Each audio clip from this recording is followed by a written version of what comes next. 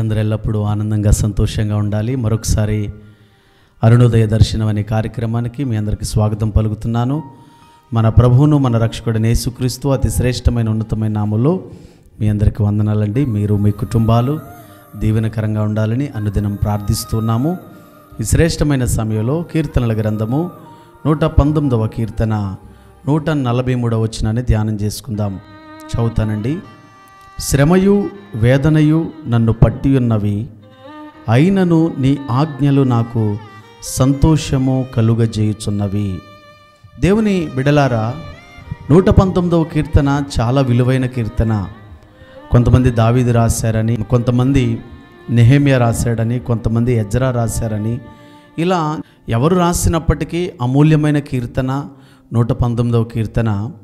ఈ 119వ కీర్తన 143వ వచనం చాలా బలమైన వచనంగా భావించాలండి. ఎందుకంటే వాస్తవంగా శ్రమ నుండి, వేదన నుండి, బాధ నుండి విడుదల కలిగించేది ఏదైనా ఈ లోకంలో ఉందంటే బహుశా ఎవరూ మనకు ఆదరణ కలిగించలేరు.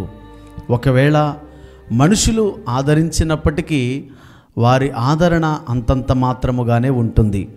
కానీ దేవుని బిడలారా, ఈ 119వ కీర్తన 143వ వచనాన్ని బట్టి దేవుని యొక్క ఆజ్ఞలంట, ఇది శ్రమతో వేదనతో ఉన్న ఆ భక్తునికి దేవుని యొక్క ఆజ్ఞలు, దేవుని యొక్క శాసనములు సంతోషము కలుగజేయుచున్నవంట. చూడండి, వేదన ఉంది, శ్రమ ఉంది, అయినప్పటికీ వాక్యము ద్వారా, ధర్మశాస్త్రము ద్వారా, దేవుని ఆజ్ఞల ద్వారా, దేవుని శాసనముల ద్వారా ఆయనకి ఆనందాన్ని, సంతోషాన్ని కలిగిస్తూ ఉందండి.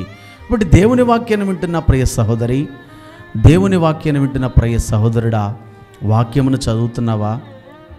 యెహోవా ధర్మశాస్త్రమును దివారాత్రము ధ్యానించువాడు ధన్యుడు అని కీర్తన మొదటి కీర్తనలో మనకు కనిపిస్తుంది.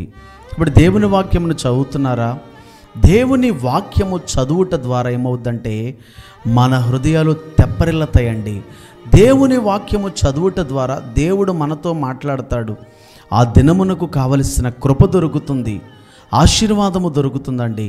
కాబట్టి నీకెన్ని సమస్యలున్నా, ఎన్ని బాధలున్నా, ఎన్ని కష్టములున్నా, ఎన్ని నష్టములున్నా, నువ్వు ఎక్కడ దేవుని బిడ్డలారా స్థిరముగా నిలబడలేక నీకున్న పరిస్థితుల్లో నీకున్న ఆ యొక్క బాధ, వేదన, ఆ శ్రమ నిన్ను కృంగదీస్తున్నప్పటికీ దేవుని వాక్యము ద్వారా నువ్వు బలపరచబడతావు.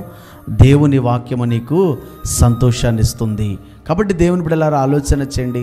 అందుకే దేవుని బిడ్డలారా అబ్రహాం లింకన్ గారు అన్నారు, దేవుని వాక్యము, ఈ ధర్మశాస్త్రము, ఈ బైబిల్ గ్రంథం అంట దేవుడు మనకిచ్చిన ప్రేమ లేఖ. కాబట్టి దేవుని వాక్యాన్ని ధ్యానిద్దాం, దేవుని వాక్యానుసారంగా నడుద్దాం.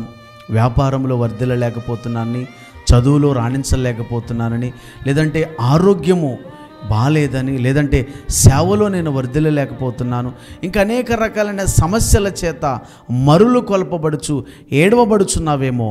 కానీ పరిశుద్ధాత్మ దేవుడు మాట్లాడుతున్నాడు. వాక్యము నీకు నెమ్మదినిస్తుంది, వాక్యము నీకు సమాధానం ఇస్తుంది, వాక్యము నీకు సంతోషాన్ని ఇస్తుంది. అలాంటి విలువైన వాక్యాన్ని ధ్యానిద్దాం, వాక్యానుసారంగా మన జీవితాలు నిర్మించుకుందాం, వాక్యం మీద మన పునాదిని స్థిరపరచుకుందాం, వాక్యం మీద మన జీవితాన్ని స్థిరపరచుకుందాం. ఈ కొద్ది మాటలు దేవుడు మనందరి వినికిడిలో దీవించునుగాక. ఆమేన్. మీకోసం చిన్న ప్రార్థన చేస్తాను. పరిశుద్ధుడా, ప్రేమ కలిగిన మా తండ్రి, దయగలిగిన మా యేసయ్యా, నీ పరిశుద్ధమైన పాదములు కొందనాలయ్యా. ఎవరైతే వారికున్న శ్రమను బట్టి, ఇబ్బందిని బట్టి, ఇరుకును బట్టి, వారికున్న ఆర్థిక సమస్యలను బట్టి, అనారోగ్య సమస్యలను బట్టి, మరొక సమస్య అది ఏదైనా తండ్రి, వారు ఏ సమస్యతో బాధపడుతున్నారో ఆ శ్రమ, ఆ వేదన వారిని ఒకవేళ కృంగతీస్తుందేమో. కానీ దేవా, నీ వాక్యము ద్వారా మీరు సంతోషాన్ని ఇచ్చే దేవుడివయ్యా.